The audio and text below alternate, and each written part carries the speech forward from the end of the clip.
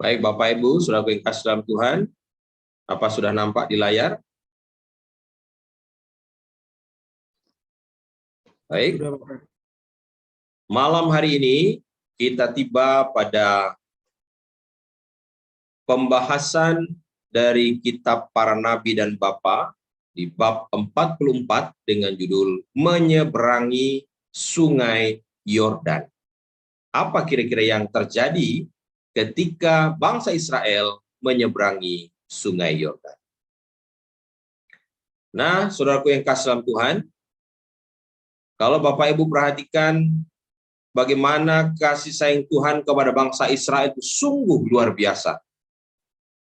Tuhan menyertai perjalanan mereka ketika mereka meninggalkan Mesir. Dan penyertaan Tuhan itu terwujud di dalam pelayanan hambanya Musa. Tetapi Musa tidak akan masuk ke negeri Kanaan. Dan Tuhan sudah katakan bahwa Musa akan mati. Dia tidak akan pernah masuk Kanaan. Oleh karena sesuatu hal yang terjadi di Masa dan Meriba, sehingga Musa tidak dapat masuk Kanaan bersama dengan kakaknya Harun. Nah, di pasal yang lalu sudah dijelaskan bagaimana kematian Nabi Musa. Dan ketika mereka, bangsa Israel, merasakan kehilangan yang luar biasa ini, dikatakan mereka berkabung selama 30 hari untuk mengenang apa yang Musa telah lakukan bagi mereka. Nah, Bapak Ibu saudara yang kasih dalam Tuhan, sampai kepada saat setelah ia diambil dari mereka, belum pernah mereka menyadari begitu dalam akan nilai nasihat-nasihatnya yang bijaksana, kelemah lembutannya sebagai orang tua, dan imannya yang tidak pernah goyah. Rupanya ketika Musa mati, barulah bangsa Israel ini merasakan kehilangan yang sangat besar. Mereka baru rasa bagaimana kehilangan seorang pemimpin besar seperti Musa. Musa sudah mati, tapi pengaruhnya tidaklah mati bersama dengan dia.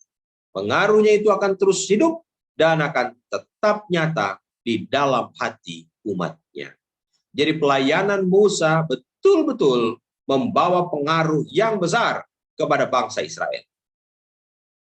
Dan disebutkan bahwa pelayanan Musa ini merupakan sebuah jejak yang tidak akan hilang.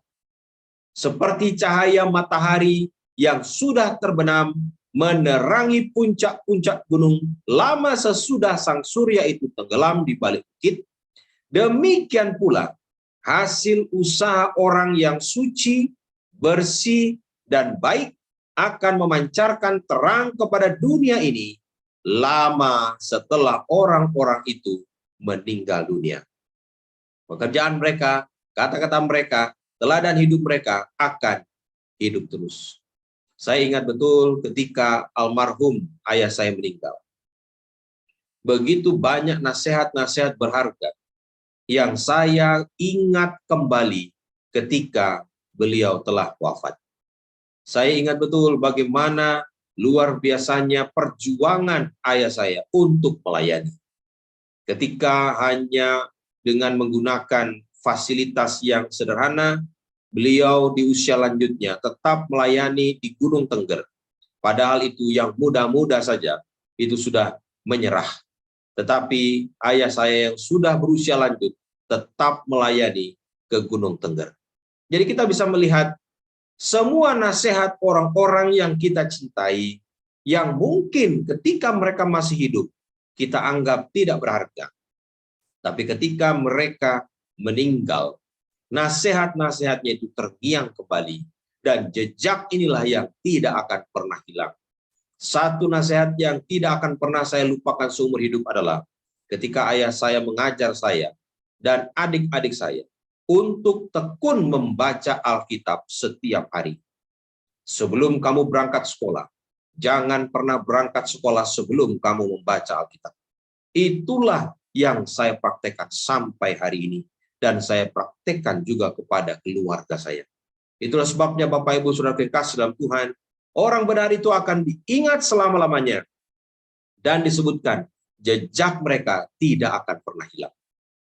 Nah, setelah Musa wafat, disinilah Yosua mulai menonjol. Nah, ketika Tuhan memerintahkan supaya Yosua menggantikan Musa, saat itu Bapak Ibu, Yosua merasa sangat, merasa tidak mampu. Dia merasa bahwa dia tidak layak dan dia tidak bisa melaksanakan tugas ini.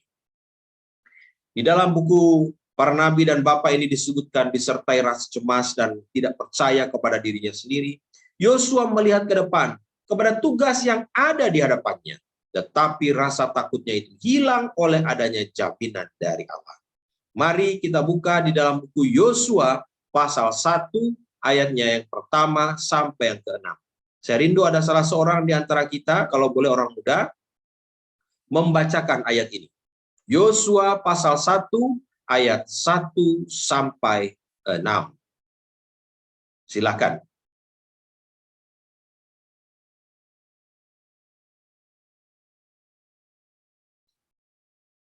Ada orang muda yang bisa membacanya? Yosua 1 ayat 1 sampai yang ke-6. Ya. Perintah Tuhan kepada Yosua untuk merebut tanah Kanaan. Sesudah musuh hamba Tuhan itu mati, berfirmanlah Allah Tuhan kepada Yosua bin Nun, abdi Musa itu, demikian. Hambaku, Musa telah mati. Sebab itu bersiaplah sekarang, seberangilah sungai Yordan ini, engkau dan seluruh bangsa ini menuju negeri yang akan kuberikan kepada mereka, kepada orang Israel itu. Setiap tempat yang akan diinjak oleh telapak kakimu, kuberikan kepada kamu, seperti yang telah kujanjikan kepada Musa. Dari padang gurun dan gunung Libanon yang sebelah sana itu sampai ke sungai besar, yakni sungai Efrat, seluruh tanah orang Het, sampai ke laut besar di sebelah matahari terbenam, semuanya itu akan menjadi daerahmu. Seorang pun tidak akan dapat bertahan menghadapi engkau seumur hidupmu. Seperti aku menyertai Musa, demikianlah aku akan menyertai engkau. Aku tidak akan membiarkan engkau dan tidak akan meninggalkan engkau. Kuatkan dan teguhkanlah hatimu, sebab engkaulah yang akan memimpin bangsa ini, memiliki negeri yang kujanjikan dengan bersumpah kepada nenek moyang mereka untuk diberikan kepada mereka. Baik, terima kasih, Kevin. Saya ingin membawa pikiran saudara kepada satu peristiwa di mana Musa memimpin bangsa ini dan kemudian menyerahkan tampuk pimpinan kepada Yosua. Ingat, ini sudah berjalan selama 40 tahun. Musa telah membawa bangsa Israel hampir tiba di Kanaan. Jadi, bangsa Israel saat itu sudah berkemah di tepi sungai Yordan. Nah, Yordan atau sungai Yordan ini adalah pemisah antara wilayah Kanaan, negeri yang dijanjikan Tuhan kepada mereka. Jadi mereka berkemah di sepanjang tepian sungai Yordan ini. Dan mereka memandang kota Yeriko, sebuah kota yang besar, sebuah kota istilahnya gerbang menuju apa? Negeri impian yang selama ini mereka impikan. Bayangkan, 40 tahun mereka berjalan di padang pasir, berjalan di padang belantara, dan saat ini mereka sudah ada di depan tanah perjanjian yang Tuhan janjikan. Musa dan Harun tidak dapat menyeberang karena Tuhan sudah berfirman, mereka tidak akan menyeberang. Jadi, dengan disertai rasa cemas, ingat, yang ikut itu lebih dari 2 jutaan orang. Jadi, Yosua sementara memimpin satu pasukan yang super besar. Dan inilah yang membuat dia rasa rendah diri. Tetapi Tuhan berfirman tadi di dalam kitab Yosua, pasal 1 ayat 1 sampai 6, janji Tuhan kepada Yosua itu jelas. Bahwa sebagaimana Allah menyertai Musa, demikian jugalah Allah menyertai Yosua. Kepada janji itu ditambahkan nasihat Tuhan. Hanya kuatkan dan teguhkanlah hatimu dengan sungguh-sungguh. Bertindaklah hati-hati sesuai dengan seluruh hukum yang telah diperintahkan kepadamu oleh hambaku Musa. Jadi kita lihat di sini bahwa Yosua dikuatkan. Firman Tuhan jelas bahwa walaupun saat ini satu tantangan besar ada di depan mata, namun Yosua tidak gentar. Nah, petunjuk Tuhan adalah jangan engkau lupa memperkatakan kitab Taurat ini, tetapi renungkanlah itu siang dan malam. Jadi Tuhan memberikan satu nasihat, tips untuk keberhasilan kepada Yosua. Dikatakan, kalau kamu mau berhasil, renungkanlah firman Allah ini selalu dan senantiasa dalam hidup. Dan yang kedua, jangan kamu menyimpang ke kanan atau ke kiri. Jangan serong, tetaplah di jalur yang benar. Tuhan katakan, dengan demikian engkau akan beruntung. Bapak Ibu Saudara yang kasih dalam Tuhan, bangsa Israel ini berkemah di tepi sebelah timur Sungai Yordan. Dan dikatakan di situ, inilah penghalang pertama untuk menduduki Kanaan.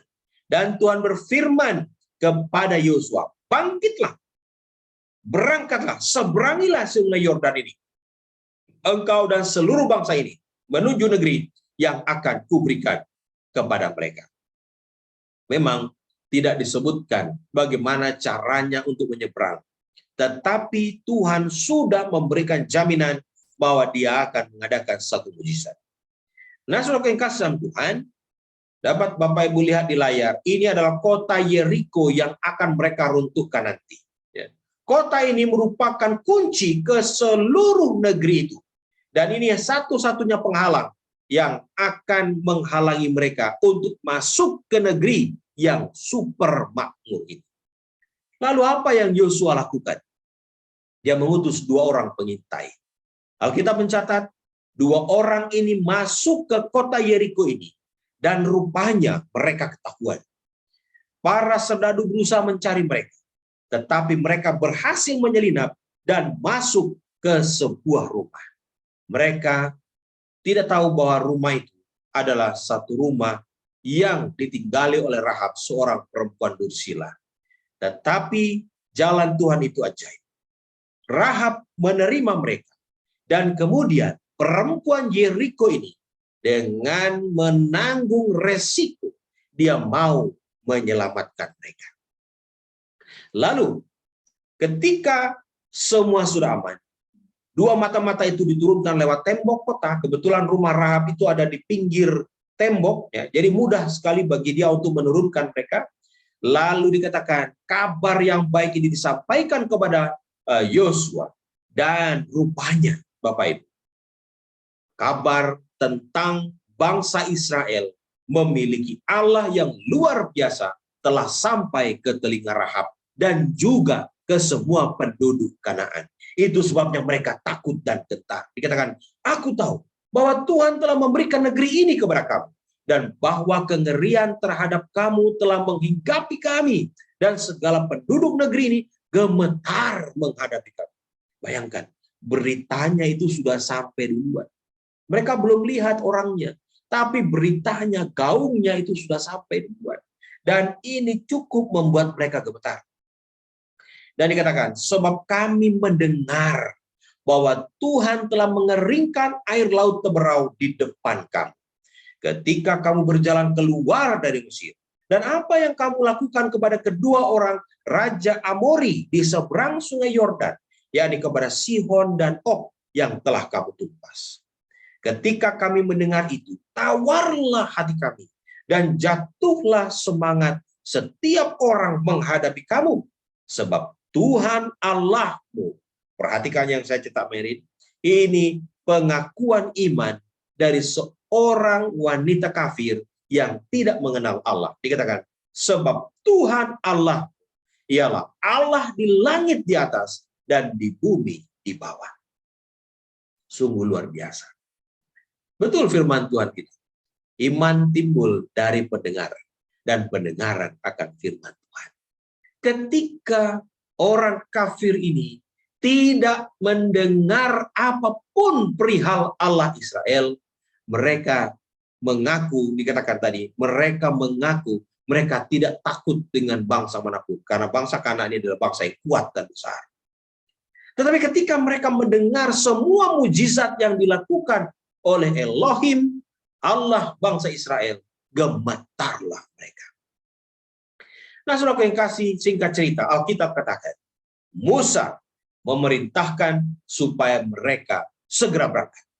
Dan waktu itu, saudara kekasih, sungai Yordan itu sementara meluap sampai ke pinggirnya. Kenapa? Karena itu terjadi pada musim semi. Salju yang mencair di gunung-gunung telah menjadikan air sungai itu meluap sampai ke tepinya.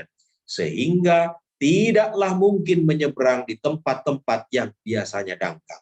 Nah, dikatakan di sini, kalau sebenarnya mereka bisa menyeberang sebelumnya, tapi karena sungai itu pasang bahkan meluap sampai ke tepi-tepinya, tidaklah mungkin bagi mereka untuk menyeberang. Terus bagaimana? Tuhan tidak pernah mengatakan kepada Yosua bahwa air yang di sungai Yordan akan dibuka atau sebak seperti Laut Merah. Tidak pernah Tuhan seperti itu. Tuhan hanya katakan, berangkatlah, seberangilah sungai itu. Bapak Ibu Saudara yang kasih dalam Tuhan, Yosua menurut. Tuhan sudah memerintahkan supaya tabut perjanjian dibawa paling depan oleh para imam, orang-orang Lewi. Dan Yosua mengatur barisannya tepat seperti yang diperintahkan oleh Tuhan. Apakah air itu langsung sebab? Tidak. Alkitab mencatat bangsa Israel dengan takjub melihat ketika orang Lewi mengangkat tabut perjanjian ini dan mencelupkan kaki mereka untuk yang pertama kali di tepi sungai Yordan ini. Alkitab mencatat sebablah airnya itu sampai ke hulu. Dari hal inilah kamu ketahui bahwa Allah yang hidup ada di tengah-tengah kamu, dan bahwa sungguh-sungguh dihalaunya orang Kanaan. Sesungguhnya tabut perjanjian Tuhan semesta bumi berjalan menyeberang di depan kamu, masuk ke sungai Yordan. Semua orang mengamat-amati dengan perhatian yang dalam apabila imam-imam itu bergerak maju ke tepi sungai Yordan. Mereka melihat imam-imam itu bersama-sama dengan peti yang suci itu terus maju menuju ke air sungai yang deras dan mengamuk itu, sampai kaki pembawa peti itu masuk ke dalam air. Seringkali kita menunggu mujizat Tuhan terjadi, bukan? Banyak di antara kita yang hanya mau berdoa dan menunggu sesuatu terjadi. Tetapi Tuhan mau supaya kita berusaha. Bangsa Israel tidak menunggu sampai sungai itu terbelah. Tetapi mereka mengikuti firman Tuhan. Ketika kaki imam ini menyentuh air, maka berhentilah air itu mengalir. Dia tergulung kembali ke atas, kembali ke hulu. Sedangkan yang terputus, yang menuju ke hilir, itu terus berjalan sampai ke hilir, sampai habis. Kadang-kala Tuhan menunggu sampai kita menunjukkan iman kita dalam perbuatan. Supaya saudara dan saya tidak hanya berdoa, tetapi juga berusaha. Kemudian dengan tiba-tiba arus pasang itu mundur ke belakang, sementara aliran air yang di bawah terus mengalir dan sungai itu pun kering. Oleh perintah ilahi, imam-imam itu maju ke tengah-tengah sungai itu dan berdiri di sana, sementara seluruh bala tentara itu turun dan menyeberangi sungai itu. Dengan demikian, terkesanlah kepada pikiran segenap Israel kenyataan bahwa kuasa yang telah menahan air sungai Yordan itu adalah kuasa yang sama yang telah membelah Laut Teberau bagi leluhur mereka 40 tahun sebelumnya. Ingat, yang akan masuk ke Kanaan ini adalah orang-orang Israel yang lahir di padang gurun. Orang Israel yang keluar dari Mesir tidak ada yang tinggal kecuali Kaleb dan Yosua. Mereka semua mati di padang gurun. Hanya tinggal Kaleb dan Yosua. Selebihnya mereka adalah orang-orang yang lahir selama 40 tahun di padang gurun perjalanan mereka. Itu sebabnya mereka tidak ada yang pernah melihat laut Teberau terbelah kayak apa. Dan ketika Tuhan membelah sungai Yordan ini, disitulah mereka bisa membayangkan seperti itulah kira-kira yang terjadi 40 tahun yang lalu ketika Tuhan membelah Laut Merah.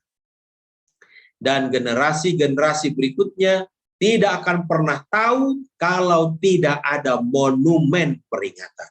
Itu sebabnya Yosua memerintahkan 12 orang yang dipilih sebelumnya, 1 orang dari masing-masing suku untuk mengambil sebuah batu dari dalam sungai itu, lalu membawanya ke seberang ke tanah Kanaan dan menyusunnya menjadi batu atau tugu peringatan, agar para keturunan mereka nanti bisa melihat bahwa sungai Yordan pernah kering oleh karena Tuhan.